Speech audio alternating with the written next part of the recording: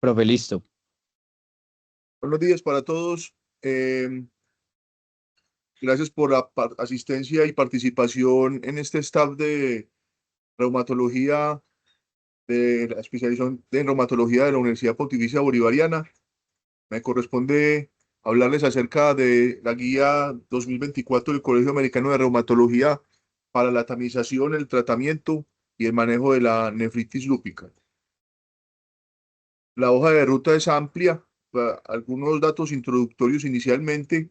también la parte de metodología de cómo se hizo la guía y centrarnos en ciertos tópicos específicos como la tamización, el papel de la biopsia renal en nefritis lúpica y digamos que el grueso de la conferencia es acerca del tratamiento según la clase histológica, clases 3 4 con o sin clase 5, el tratamiento de la clase 5 pura y algunas definiciones como de respuesta renal inadecuada y nefritis refractaria y la conducta terapéutica en esos tópicos. eh, Comentarios cortos acerca de la microangiopatía trombótica de nefritis lúpica, el tratamiento de la nefritis clase 2, el monitoreo de esta condición orgánica y también unos comentarios breves acerca de las terapias de reemplazo renal en nefritis lúpica. Entonces, con respecto a estos datos iniciales, pues recordar que la mortalidad de la nefritis lúpica es alta, se calcula que un 30% a 10 años tiene este desenlace fatal, esta condición, y hay algunos factores de riesgo establecidos como el sexo masculino,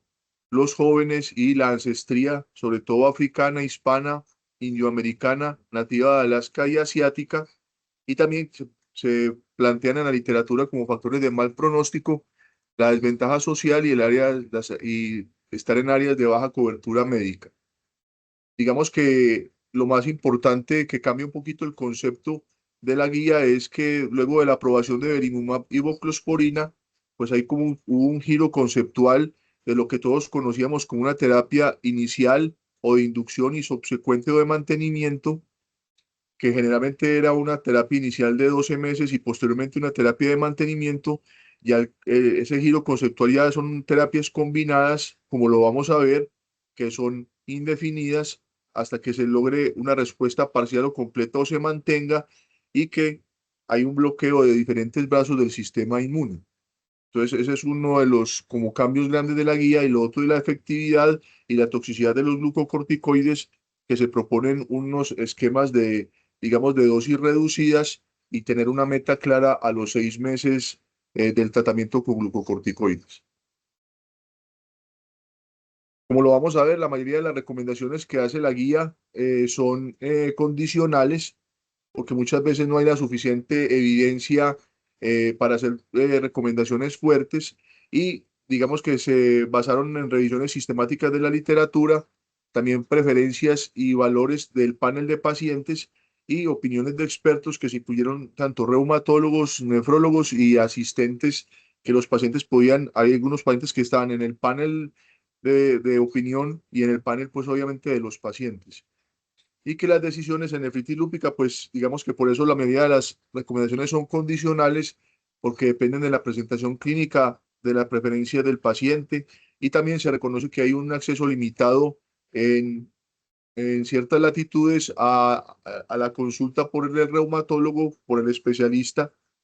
los procedimientos y los medicamentos. También es importante, ellos hacen la claridad al inicio que no son basadas en la etnia o la raza, pues sabemos la implicación que tiene de gravedad en nefritis lúpica esta condición. Ellos aducen que esa evidencia es limitada y que se confunde con factores socioeconómicos. Entonces, no, las recomendaciones son generales y no basadas en este aspecto étnico. Con respecto a los métodos de la guía, pues digamos que el Colegio Americano de Reumatología tiene como un desarrollo pues uniforme de estas guías. Se utilizó la metodología GRADE y se conformaron tres equipos. Un equipo líder que fue el que formula las preguntas PICO, un equipo de revisión de la literatura que se hicieron las revisiones sistemáticas y se hizo un reporte final de esta evidencia para ya pasarlo al equipo central que hizo una revisión y formuló estas recomendaciones. Después un panel de votación, el panel de pacientes y se debía lograr un consenso mayor al 70%, que se hacían recomendaciones fuertes o condicionales. Como les dije, la mayoría son recomendaciones condicionales. Ya entrando en materia, entonces vamos a empezar con respecto a la tamización de nefritis lúpica. Entonces, digamos que el eje fundamental es, hablan de la proteinuria, que en general uno debería hacerlo en los pacientes que tienen lupus eritematoso sistémico. La tendencia es más fuerte hacia cada 6 o que a cada 12 meses, y siempre que hay una recaída extrarrenal debe evaluarse la presencia de nefritis lúpica a través de proteinuria. Y en los pacientes que tienen un lupus que es leve, que es de larga data y que está en remisión, se recomienda una tamización anual. Y esta es una recomendación fuerte, obviamente por lo que implica tomar una muestra de orina que puede detectar de manera temprana esta condición. El segundo papel es el de la biopsia renal. Digamos que es muy clara, obviamente ante la sospecha debe hacerse de manera temprana, y que no solamente confirma y que permite tomar decisiones tanto terapéuticas como del pronóstico de nefritis lúpica, sino que permite descartar simuladores o enfermedades simuladoras y de nefritis, y obviamente el impacto de las decisiones terapéuticas por los índices tanto de actividad como de cronicidad. Se dice que es un procedimiento seguro, que el riesgo de sangrado mayor pues no sobrepasa el 2%, pero hay ciertos grupos donde ese riesgo supera el 3%, que son los pacientes con trombocitopenia, con disminución de la función renal y la presencia de síndrome antifosfolípido. Pero se reconoce que no siempre es posible hacer una biopsia renal, en general en las cohortes grandes o cuando se hace en este tópico se explora. A veces uno pensaría que el porcentaje es mucho más alto, pero se dice que solamente el 60% de los pacientes con nefritis lúpica tienen biopsia renal, mirando pues como una perspectiva global. Entonces, que muchas veces hay que tomar las decisiones basadas en la parte clínica y paraclínica, según las características que son nefríticas, hematuria, proteinuria y disminución de la función renal, pues estaríamos más en un contexto de clases 3 o 4. Y si hay una característica nefrótica, la proteinuria mayor a 3,5 gramos e hipolbuminemia, estaríamos frente a una posible clase histológica 5. También, digamos que lo otro, las indicaciones de la biopsia, se pone como condicional tener una proteinuria mayor a 0,5 gramos por gramo o tener un deterioro de la función renal. Digamos que esto es claro porque a veces se basa solamente en la proteinuria en la decisión, pero puede ocurrir actividad histológica renal en nefritis lúpica en ausencia de proteinuria. Y también lo otro es que si ya había recibido el paciente un tratamiento previo para nefritis, está en remisión o se sospecha una recaída, y si luego de 6 meses de tratamiento apropiado hay signos de alarma como hematuria, proteinuria, deterioro de la función renal, pues está indicado este procedimiento. Porque pese a tener una terapia previa y estar en remisión, puede haber cambios histológicos en un 40 a 50%. También de pronto es algo interesante de las indicaciones como típicas de biopsia renal en nefritis lúpica. Una de ellas es la hematuria no explicada. Entonces, aquí dicen que la evidencia es incierta cuando hay una hematuria crónica de bajo grado. No lo ponen a la par de las otras indicaciones de la biopsia renal, y también no recomiendan una biopsia por protocolo. Miren que los escenarios de estas biopsias renales son cuando hay una sospecha de recaída o de no respuesta al tratamiento. Ya con respecto al tratamiento en general, pues digamos que lo primero son los glucocorticoides, que deben iniciarse de manera pues rápida para suprimir pues la inflamación aguda mientras se espera la biopsia renal. Ya vamos a ver los esquemas. Y también es otro tópico importante el ajuste de los medicamentos, tanto de manera basal y de manera periódica, según la tasa de filtración glomerular. Ya vamos a ver enseguida una tabla del archivo suplementario de esta guía, que da como algunas orientaciones específicas. Y también eso es interesante, que muchas veces se centra la discusión en la terapia inmunosupresora, pero es importante la terapia adyuvante, como lo vamos a ver, y uno de los tópicos que se discute es la anticoagulación. Ellos dicen considerar anticoagulación con factores de riesgo significativos para trombosis. Ellos ponen hipoalbuminemia, dan un margen de 2 a 2,5 gramos por litro y la proteinuria en rango nefrótico y que no tengan obviamente un riesgo aumentado de sangrado. Esto más extrapolado, esta última recomendación, a las glomerulopatías primarias. Digamos que otra guía que se ha pronunciado, creo que de manera más específica en este tópico, son las guías EPTA que se publicaron hace algún tiempo, donde dan un valor exacto de albúmina sérica menos de 2, tener la proteinuria en rango nefrótico y también hablan de especialmente en presencia de anticuerpos antifosfolípidos. Entonces, creo que hay que considerar esta medida de anticoagulación, aunque sea de manera transitoria, cuando uno de estos parámetros mejore la proteína en rango nefrótico o se suban los niveles de albúmina sérica por encima de 2,5 gramos por litro. Esto es lo que les mencionaba acerca de los medicamentos, el ajuste que debe hacerse basal y periódico de los medicamentos en nefritis lúpica. Recordar que si se tiene pues cuando una tasa de filtración glomerular en general para todos los medicamentos entre 30 a 60 mililitros minuto, pues no se requiere ningún ajuste, sobre todo pues de los inmunosupresores. Ya cuando en el caso de hidroxicloroquina la tasa de filtración glomerular está por debajo de 30, se debe reducir un 25% la dosis. Igual en el escenario para este medicamento de falla renal crónica terminal o hemodiálisis. De todas maneras, porque la falla renal crónica para los antimaláricos pues se considera un factor de riesgo para toxicidad ocular. Lo de los medicamentos que se utilizan como terapia adyuvante para bloqueo del sistema renina-angiotensina-aldosterona, los IECAS y los ARA2, pues digamos que si hay un cambio muy importante en la tasa de filtración glomerular e hipercaliemia, es donde debe hacerse pues el ajuste. Y cuando se está en falla renal crónica terminal o en diálisis, se proponen obviamente terapias alternativas o si se deben utilizar, pues hacer una decisión riesgo-beneficio adecuada. Y también lo otro es que se puede esperar hasta una tasa de filtración glomerular, una caída hasta del 20%, pero si cae más del 20% o hay hipercalemia, hay que reducir la dosis de estos medicamentos y estar chequeando y calculando la tasa de filtración glomerular a las 2 semanas y seguir haciendo los ajustes. Ningún ajuste para la dosis de glucocorticoides y para la ciclofosfamida. Si hay depuración menos de 30, se reduce un 50-75% la dosis si son esquemas mensuales y un 50% de la dosis cuando se está en falla renal crónica terminal o en diálisis. Obviamente con el monitoreo que se hace de la parte del hemograma.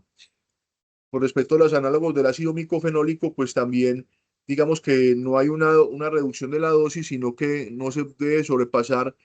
tanto en la disminución de la tasa de filtración glomerular por debajo de 30 mililitros minuto o en falla renal crónica terminal o en diálisis, no sobrepasar la dosis de 2 gramos al día. Y aquí vemos pues la equivalencia de micofenolato y ácido micofenólico. Con respecto a satioprina, pues también se dice que puede darse una dosis plena o disminuir un 50% cuando está depuración menos de 30, falla renal crónica terminal o hemodiálisis, y obviamente estar vigilando la parte hepática. Y obviamente recordar la interacción importante que hay entre azatioprina y alopurinol, y debe reducirse la dosis cuando se utilizan estos medicamentos o a veces hay que suspender. También con respecto a la voclosporina, digamos que se puede utilizar sin ningún problema cuando la tasa de filtración glomerular es mayor a 45 mililitros minuto, pero cuando es menor, pues digamos que no, esos pacientes están excluidos de los ensayos clínicos, y lo mismo tacrolimus o ciclosporina, pues digamos que no hay una recomendación clara con respecto a la reducción, pero obviamente estar vigilando la tasa de filtración glomerular. Si hay una caída de más del 20%, estar reduciendo y calculando la dosis después de la reducción. Y no se hace ningún ajuste de Belimumab y rituximab. Aquí hay un parágrafo interesante de que cuando hay proteína en rango nefrótico puede haber pérdida pues de la pérdida del medicamento por la orina y alteraciones de la farmacodinamia. Entonces, ellos recomiendan es hacer una medición de las células B periféricas 1 o 2 semanas luego de la última infusión de rituximab, y si no se ha logrado esta depresión de la célula, proponen dar una dosis adicional. Ya entrando, digamos que en materia del grosso pues, de la guía, ya vamos a hablar de los esquemas terapéuticos basados en la clase histológica. Entonces empieza en la guía hablando del tratamiento de las clases 3, 4 con o sin clase 5. Entonces, lo que ya conocemos, obviamente, de iniciar, y si el paciente ya venía recibiendo hidroxicloroquina, obviamente todos los beneficios que tiene. Aquí resaltan el manejo y la prevención de las recaídas extrarrenales y el impacto en la mortalidad, pero recuerden que a la vez es una terapia que ayuda a inducir remisión en nefritis lúpica. También vamos a ver que estos escenarios se repiten a lo largo de la guía, que es tener o una nefritis activa o una nefritis nueva o tener una recaída. Entonces, aquí ya las recomendaciones específicas se basan en este caso, por ejemplo, si la proteinúria es mayor a 0,5 gramos por gramo, se propone la inhibición del eje renina-angiotensina-aldosterona. Es una evidencia condicional y sobre todo que proviene de enfermedad renal crónica. Y ya, digamos, con respecto a la inmunosupresión específica, tenemos los bolos de metilprednisolona. También la guía pone un margen amplio de la dosis que pueden ir entre 250 miligramos y 1 gramo por 3 a 5 días y seguidos por prednisolona 0,5 miligramos por kilo día hasta un máximo de 40. Y lo que propone la guía como novedad es que la meta es tener 5 miligramos de prednisolona a los 6 meses. Es una recomendación condicional. Ya vamos a ver de dónde sale la evidencia de los glucocorticoides. Y también lo otro que ya vamos a mirar, dependiendo del esquema, es que si hay una nefritis de reciente comienzo en recaída, que logró una respuesta completa renal, que ya también vamos a ver la definición, se propone una duración del tratamiento de 3 a 5 años y se puede considerar disminuir las dosis en pacientes estables. Recuerden que aquí hay un cambio del paradigma. Aquí no hay una terapia de inducción o de mantenimiento, hay una terapia, se toma una decisión de una terapia inmunosupresora específica y se debe mantener en el tiempo hasta lograr esta respuesta parcial o completa. Entonces, esto es interesante de la parte de los glucocorticoides. La referencia en esta revisión sistemática y metaanálisis, donde se utilizaron 3 esquemas de glucocorticoides, una dosis inicial de 25 miligramos de prednisolona sin bolos previos, una dosis de 60 miligramos de prednisolona sin bolos previos y posteriormente lo que recomienda la guía, los bolos de metilprednisolona y posteriormente una dosis reducida de glucocorticoides de 0,5 miligramos kilo. Entonces, miren que aquí vemos en esta gráfica la parte de la respuesta completa. Miren que los pacientes que no recibían bolos de glucocorticoides tenían una menor respuesta completa en el tiempo con respecto a cuando se utilizaron los bolos de metilprednisolona. Hay dos, digamos que aquí también no fue significativo, numéricamente un poco mayor las infecciones cuando se utilizaron bolos previos y ya aquí hay un desenlace, pues hubo mayor mortalidad cuando se utilizaron los bolos, pero digamos que fue numéricamente mayor, pero no hubo diferencia estadísticamente significativa. Entonces, de ahí que en general creo que sigue siendo, aunque no lo menciona la guía, tener en cuenta la albúmina sérica para el cálculo de la dosis de metilprednisolona. Si es menos de 2,5, utilizar 250 miligramos y realmente lo que hacemos en la práctica diaria, pues tratando de no irse a los 5 días, los 3 días de bolos de metilprednisolona y luego la dosis de 0,5 miligramos por kilo, podría ser el esquema más indicado y el que sopese tanto la parte de infecciones y desenlaces fatales, manteniendo la respuesta completa a mediano plazo.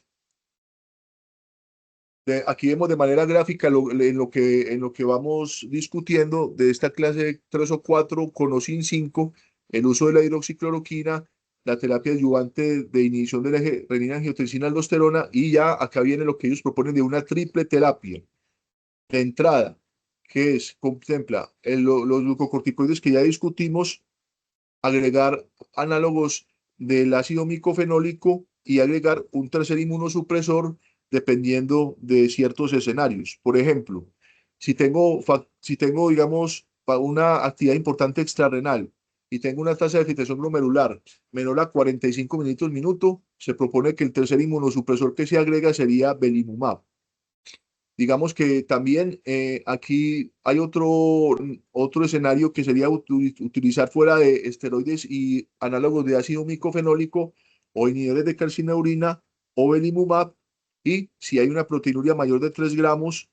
y obviamente que el paciente se requiere que tenga una tasa de filtración glomerular mayor a 45 y que no y tenga una cifra de presión arterial menor a 165, 105,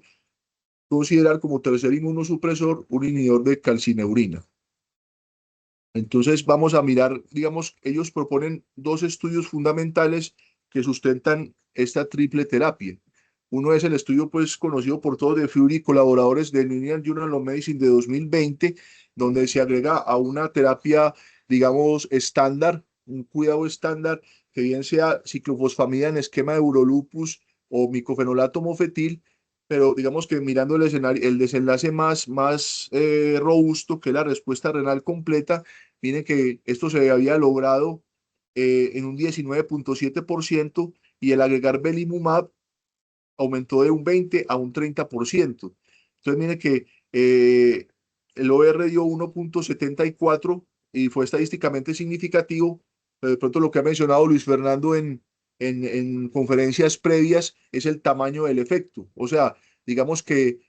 estamos hablando de una triple terapia que hay que mantener en el tiempo, que no tiene un plazo fijo, con los costos que esto implica, y se logra un beneficio real de un 10% en una respuesta completa. Habría que sopesarlo realmente si en nuestro medio es, digamos, es una decisión que debe ser, digamos, a rajatabla, de que no,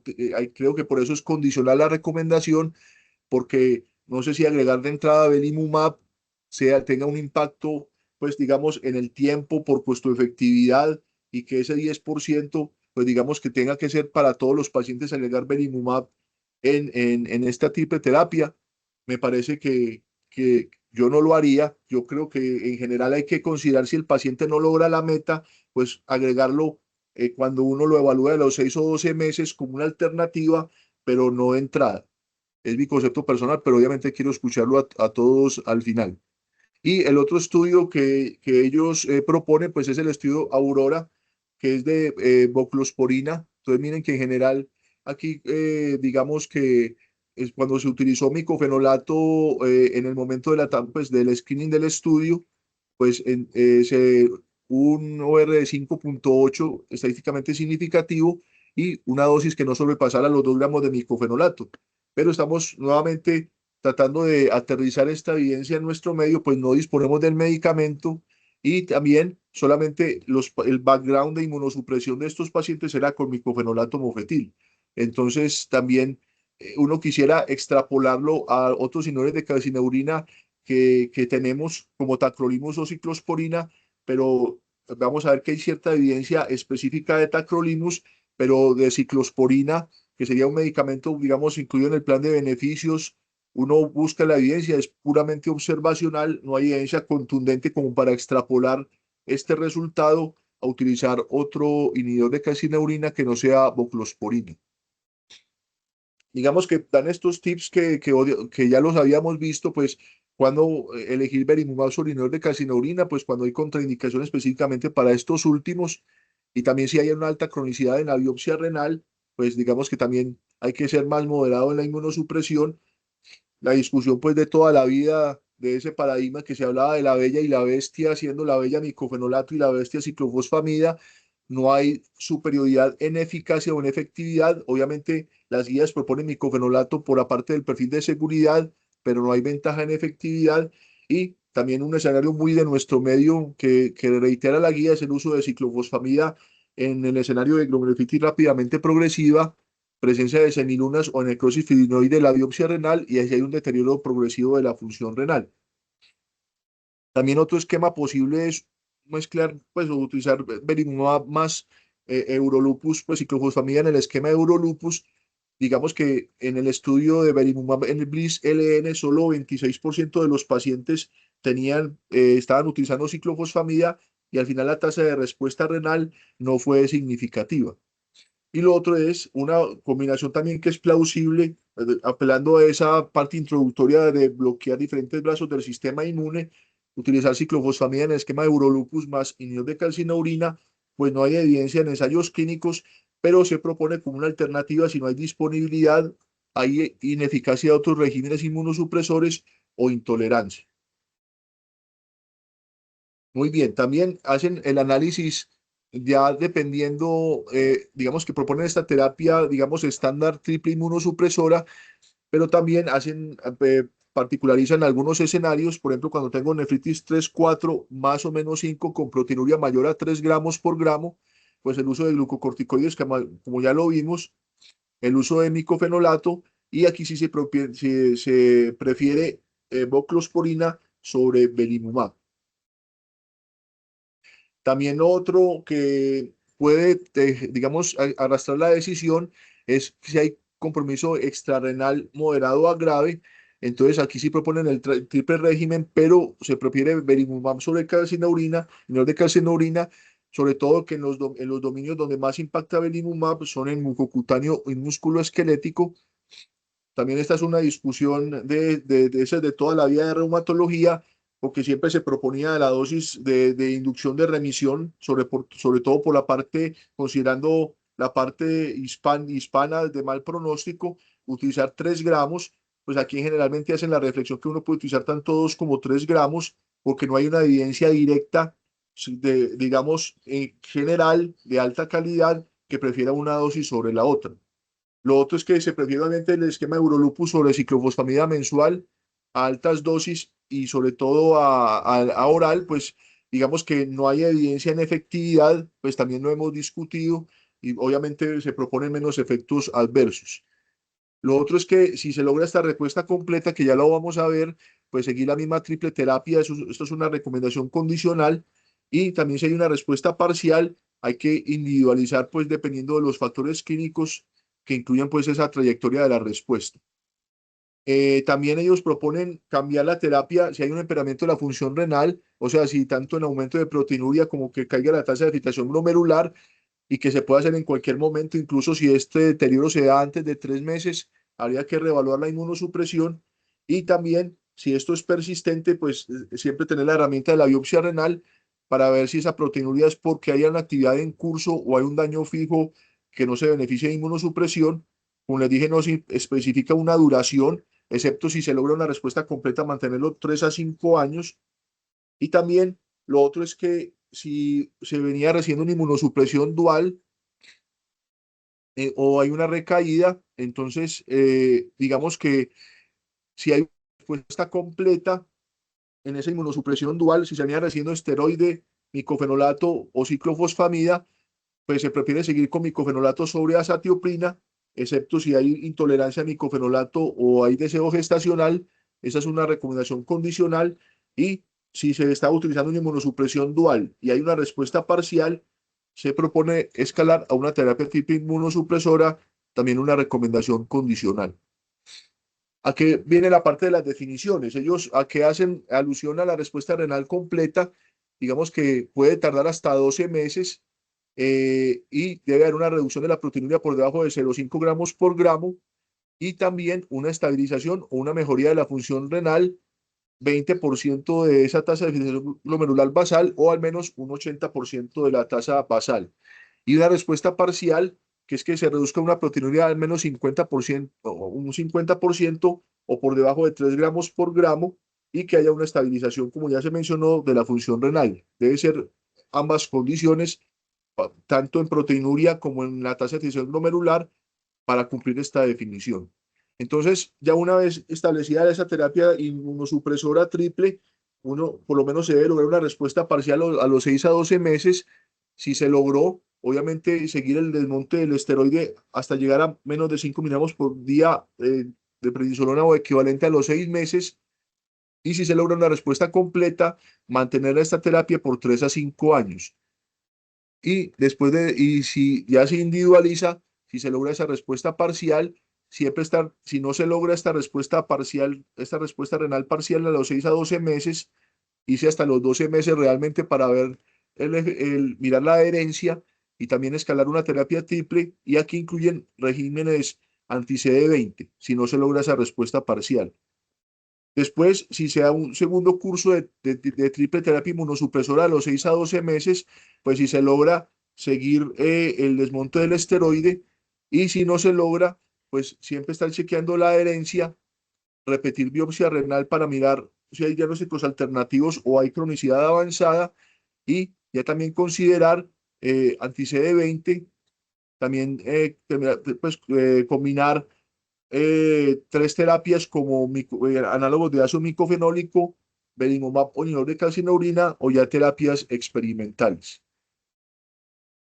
Ya pasando a la nefritis clase 5 pura, pues digamos que esto en general representa un 20% de las nefritis lúpicas, y aquí hacen una división digamos, del grado de proteinuria. O sea, si es mayor a 1 gramo por gramo, se prefiere utilizar análogos de ácido nicofenólico, se prefiere inhibidor de calcinurina sobre belimumab, y también, digamos que se puede utilizar también digamos, belimumab más micofenolato o ciclofosfamida. Digamos que se ponen azathioprina o rituximab como alternativa si no se logra la respuesta. Cuando uno mira, digamos que en los estudios de belimumab solamente hay una nefritis clase 5 pura en un 16% en el estudio de FIBI de New England Journal of Medicine, y 14% en el estudio Aurora 1. Hay pues, un porcentaje bajo de nefritis clase 5 pura. Digamos que no hay diferencia en los glucocorticoides cuando se compara en los regímenes de la clase 3-4, como lo vimos previamente, y si la proteinúria es menor a 1 gramo por gramo, pues digamos que se utilizan glucocorticoides y no hay una predilección por algún inmunosupresor específico, como micofenolato, azatropina, inhibidor de calcineurina, y se dice que a veces esta proteína menor a 1 gramo por gramo, pues hay que tratarla, porque si no se trata puede haber posibilidad de progresión y una menor respuesta al tratamiento. Aquí está la evidencia de la Aurora, donde en general cuando se tiene una nefritis pura clase 5, miramos acá pues el OR de 2.7, cuando se está agregando closporina a micofenolato. Esa es como la representación gráfica de esa nefritis clase 5 pura. Y también está este estudio que sustentan acá, es comparando, cuando se comparaba prednisona, ciclofosfamida o ciclosporina en una nefropatía membranosa pura. Pues miren que al seguimiento a 1 año es superior cuando se utiliza ciclofosfamida sobre prednisolona, y ciclosporina un poco, digamos, mayor la respuesta, la remisión, la tasa de remisión a 12 meses, pero entre ciclosporina y ciclofosfamida endovenosa no hubo diferencia estadísticamente significativa. También, digamos, de manera gráfica para resumir, cuando estamos de una clase pura 5, entonces nos miramos en la mayor de la proteinuria mayor a 1 gramo. Si esto no es así, entonces hidroxicloroquina, bloqueo del eje, renina-angiotensina, aldosterona, esteroides, y aquí ponen IO, micofenolato o azathioprina o inhibidor de calcineurina. Y cuando la proteína es mayor a 1 gramo,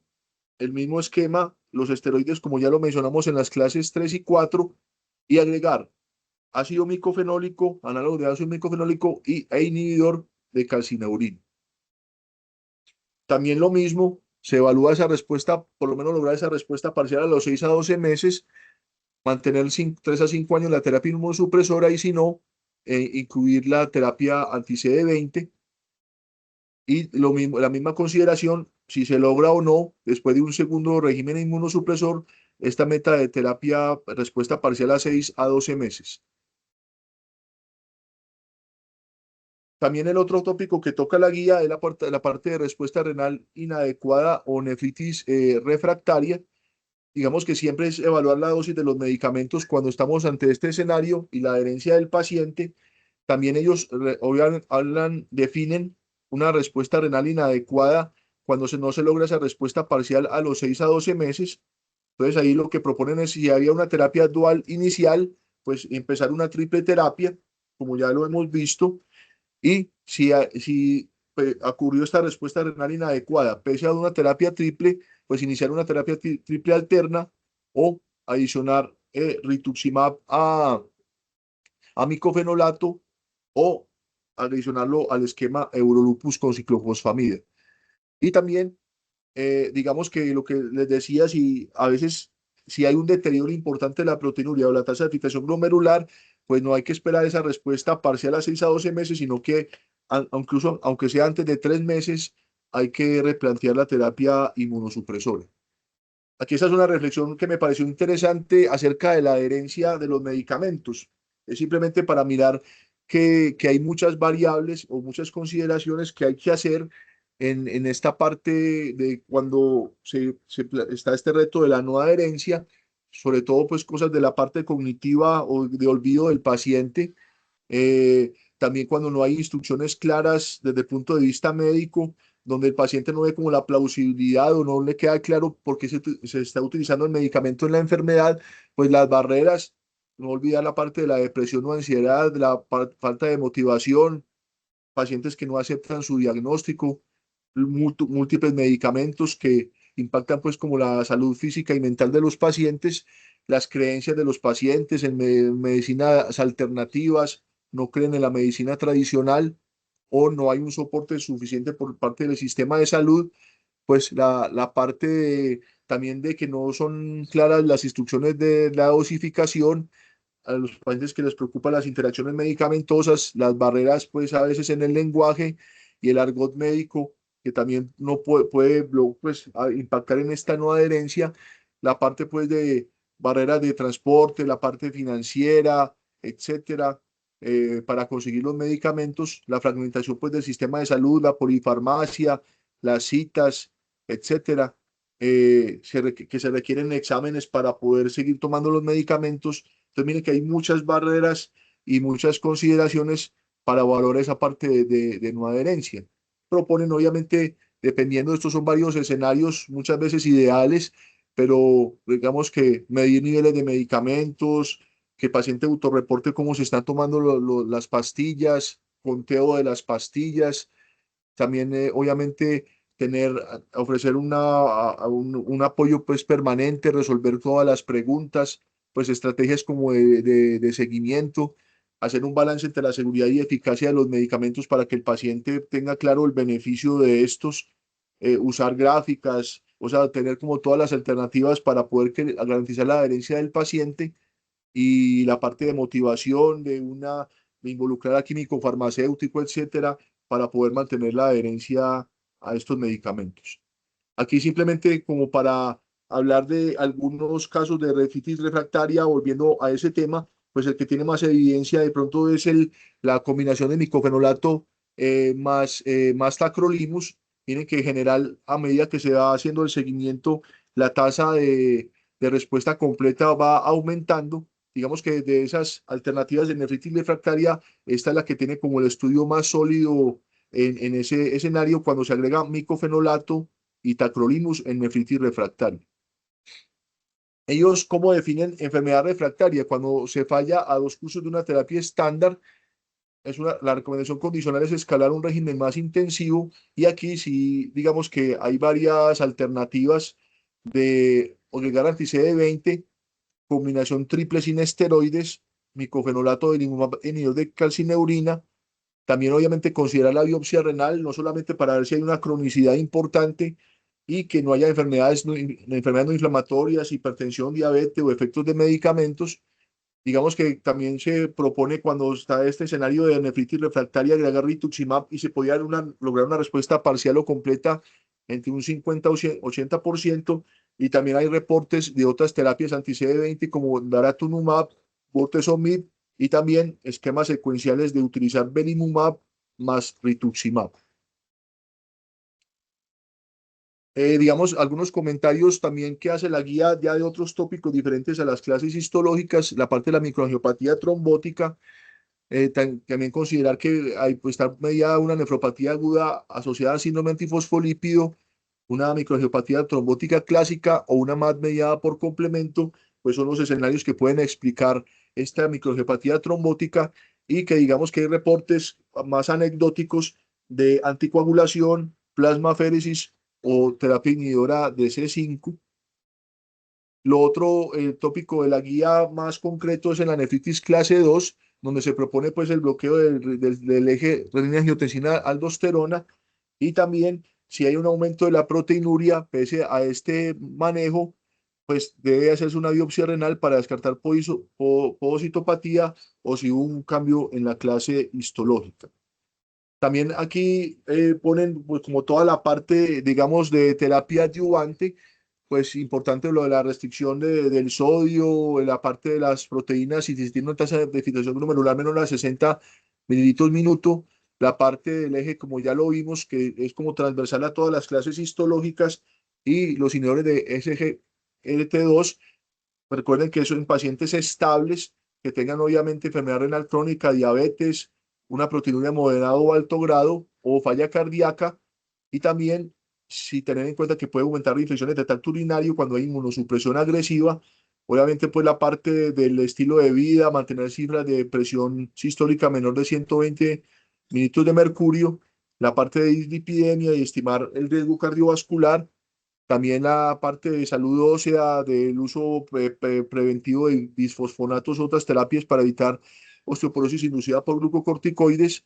la parte de las infecciones, de la vacunación, del uso de profilaxis para neumocitis y lobesis, sobre todo en el caso de rituximab, o terapias cuando hay hepatitis B crónica, también con el uso de este medicamento con entecavir, la parte de anticoncepción, la parte pues de embarazo y la parte también de fertilidad, como otras terapias, pues obviamente igualmente importantes a la terapia inmunosupresora. Con respecto al monitoreo de nefritis lúpica, pues ellos proponen la relación proteinuria-creatinuria en orina ocasional, como para estar vigilando la respuesta, pero si ahí se piensa en algún cambio en la terapia, esta debe ser basada en una medición de proteínas en orina de 24 horas. Digamos que si no se logra una respuesta renal completa, esa proteinuria debe hacerse cada 3 meses y si se logra una remisión clínica renal sostenida, ya se puede pasar a cada 3 o 6 meses. También lo otro que, pues, obviamente ayudarse de los marcadores serológicos como complemento de anti-DNA en cada visita clínica, no hacerse más de una vez al mes, pero recuerden que también para la sensibilidad y especificidad de anti-DNA y complemento sérico para actividad lúpica es modesta y también que creo que es un examen que deberíamos pedir más en el seguimiento, son los anticuerpos anti-C1Q, porque este marcador serológico tiene una mejor correlación con la presencia de recaídas. Y ya para terminar, la parte de las terapias de reemplazo renal, como algunos comentarios pues específicos, digamos que cuando ya se habla de, siempre es deseable, tengamos, llevar a los pacientes cuando tienen la indicación a trasplante renal, la presencia de anticuerpos antifosfolípidos tiene mayor riesgo de complicaciones de acceso vasculares y de rechazo del injerto, tenerlo en cuenta. Lo otro es que las ventajas del trasplante en reducción de mortalidad, eventos cardiovasculares, infecciones y riesgo de recaídas, pero considerado con otras poblaciones que tienen indicación de trasplante renal, pues la menor posibilidad de recibir, hay una menor posibilidad cuando se tiene lupus eritematoso sistémico, también el esquema de trasplante pues de preventivo, más de pues como digamos estar planeando ese trasplante y hacerlo de una manera temprana y también la actividad lúpica al parecer pues no parece impactar la función del injerto, tampoco la actividad serológica no impacta el desenlace de manera significativa el desenlace del trasplante, la recurrencia en el injerto renal es rara, hasta un 10% es leve y sobre todo hay lesiones mesangiales y también la importancia